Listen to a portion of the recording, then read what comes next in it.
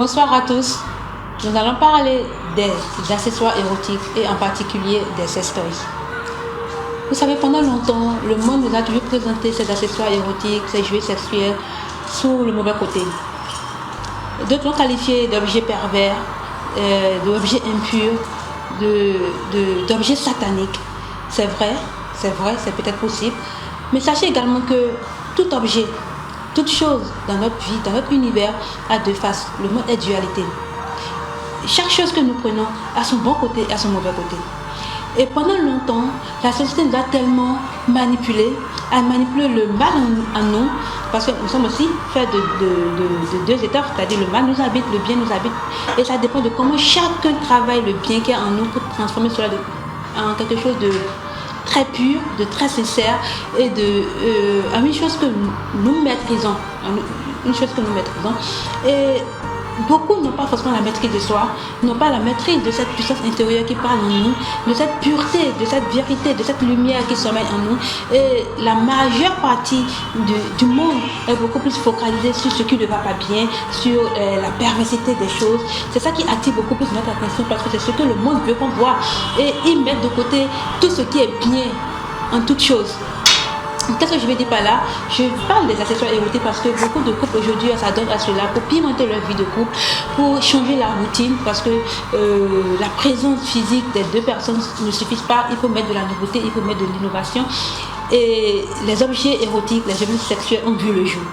Mais le truc qu'on vu le jour, puisque nous sommes dans une société commerciale où les gens veulent tout commercialiser, la première personne qui a sorti ces accessoires érotiques, ces accessoires sexuels, c'était pas dans l'objectif de présenter son aspect pervers, non.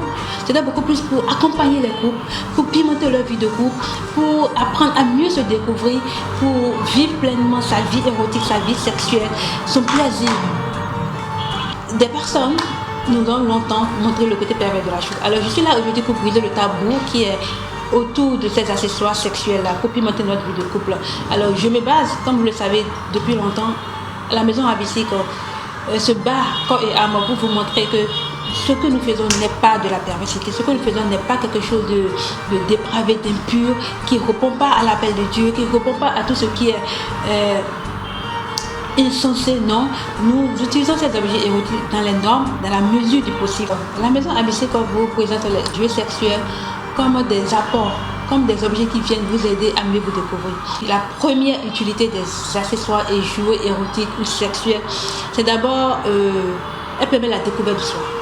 Elle permet la découverte de soi parce qu'il y a des personnes qui sont peut-être célibataires, mais ils ont une vie tellement arrangée, ils ont une vie spirituelle arrangée, ils ont une vie tellement rangée qu'ils ne se voient pas, même en étant solitaires, en étant seuls, papillonner d'homme en homme, mais ils peuvent quand même rester, garder leur corps sain, se remettre à leur puissance intérieure et attendre le bon.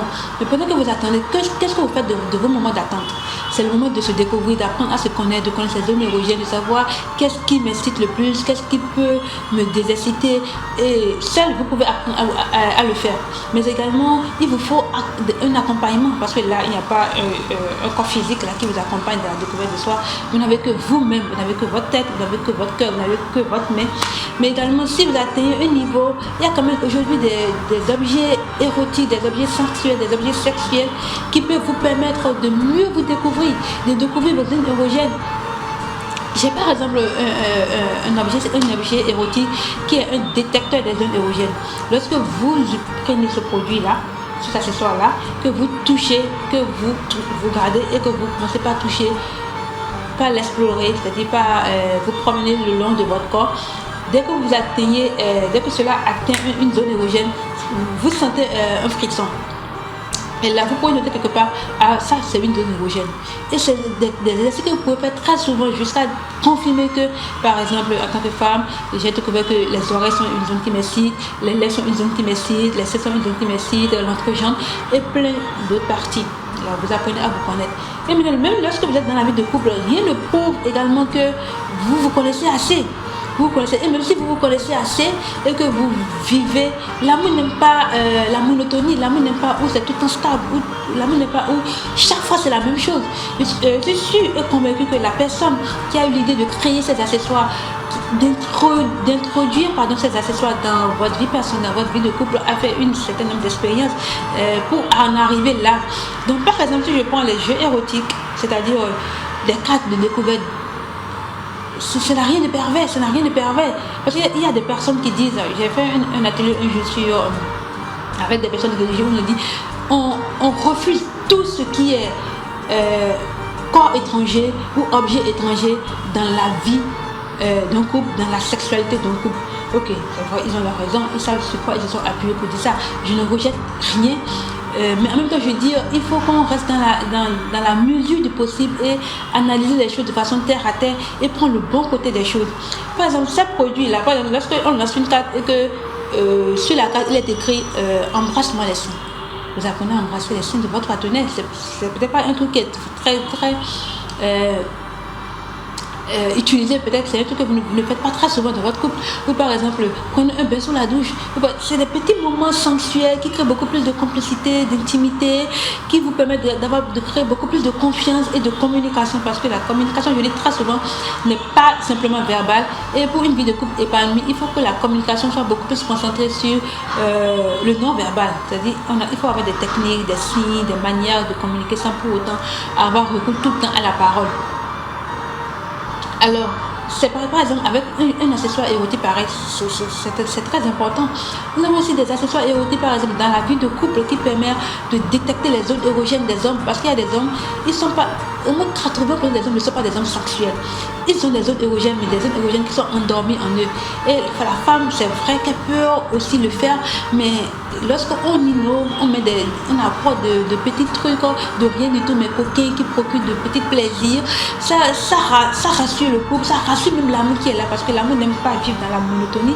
L'amour, quand il est là tout le temps, il est là, c'est qu'on s'aime, mais c'est pas passionné, c'est tout le temps la même chose, c'est tout le temps le même lit, c'est le même espace, ça semble dans la routine, et du coup, à un moment donné, vous n'avez plus envie de faire des choses parce qu'il n'y a pas de la passion, il n'y a pas de nouveauté, il n'y a pas de apport dans votre vie de couple.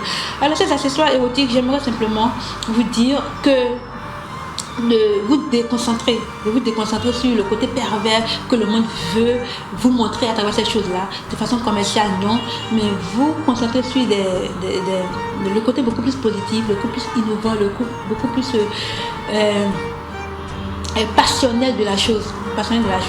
Et d'autres me diront, mais vous parlez des accessoires érotiques, mais par exemple un pénis artificiel, est-ce que vous pensez que c'est un truc qui est bon pour une vie de couple?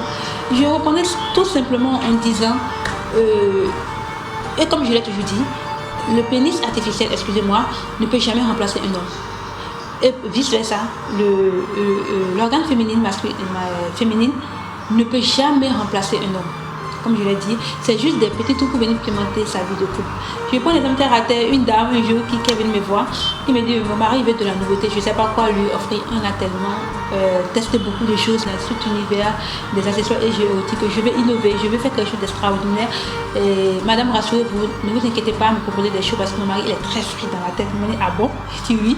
Et en même temps, je parlais et ces jeux sont tombés sur un jouet sexuel, et c'était l'organe féminine. Il dit, mais ça c'est quoi ça? Et je lui ai dit, c'est l'organe féminine. Ah bon, ça sert à quoi? Je lui ai expliqué à quoi ça sert. Donc il me dit, ah, je suis intéressée. Donc elle est rentrée dans sa vie de couple et elle a dit, ah chérie, j'ai découvert un nouveau produit et on va tester ça ensemble. Je veux voir comment tu prends plaisir lorsque tu es en moi. En fait, c'était l'objectif de la femme, ça. Elle veut voir son homme en train de prendre plaisir. Comment il prend plaisir lorsqu'il est sur elle, parce que lorsqu'il est sur sa femme, le plaisir est partagé, les deux vivent l'instant présent, donc personne n'a le temps de se concentrer sur son partenaire. Donc ça n'a rien à voir de genre, ça va remplacer la femme, donc ça ne peut jamais remplacer la femme. Si vous êtes bien dans votre tête, vous savez sur quoi est fondée votre vie de couple, ça ne peut jamais remplacer, je dis bien, un jouet sexuel, un jouet érotique ne peut jamais remplacer une présence physique. Donc le fait de chair et d'âme, ça ne peut jamais remplacer cela, que cela soit clair dans la tête des gens. Et donc ils sont mis à s'amuser, et l'homme aussi il a adhéré à ce jeu là, et il est rentré dans le jouet et la femme était là, il regardait. Donc c'était vraiment, et la femme dit ça m'a tellement excité que je me suis dit, mais putain, c'est comme ça que tu prends une playlist sur moi. Et le mari lui répond, c'est beaucoup plus que ça c'est juste un jeu, tu ne peux pas comprendre l'intensité du plaisir que je prends sur toi, ça c'est juste une amorce de la chose. Donc, et ça s'est arrêté là. Donc, c'est juste un exemple parmi tant d'autres que je vous présente pour vous dire, plus vous vous concentrez sur le côté négatif des choses, plus vous allez attirer le négatif, vous allez attirer le malin dans votre vie sexuelle, dans votre vie de couple, et vous finirez par conclure que ces choses-là sont des objets de malin, sont des objets diaboliques. Non. Apprenez à vous concentrer sur le bon côté des choses, parce que toute chose dans ce monde a une âme, aussi bien positive, aussi bien négative. Et comme le monde est là pour nous manipuler, ils vont nous manipuler avec le côté négatif de la chose, le côté méchant de la chose, détourner notre attention vers le bon côté des choses. Alors, c'est bien de critiquer, c'est bien de rejeter certaines choses, mais avant de rejeter certaines choses, apprenez quand même à vous rapprocher de cette chose-là, de comprendre l'âme de la chose, de comprendre le bon côté, le mauvais côté des choses avant de prendre une décision. Pareil, donc c'était juste une petite vidéo que je voulais vous présenter par rapport à la vision des accessoires sexuels et de ce que les gens pensent, ce que j'entends au jour le jour.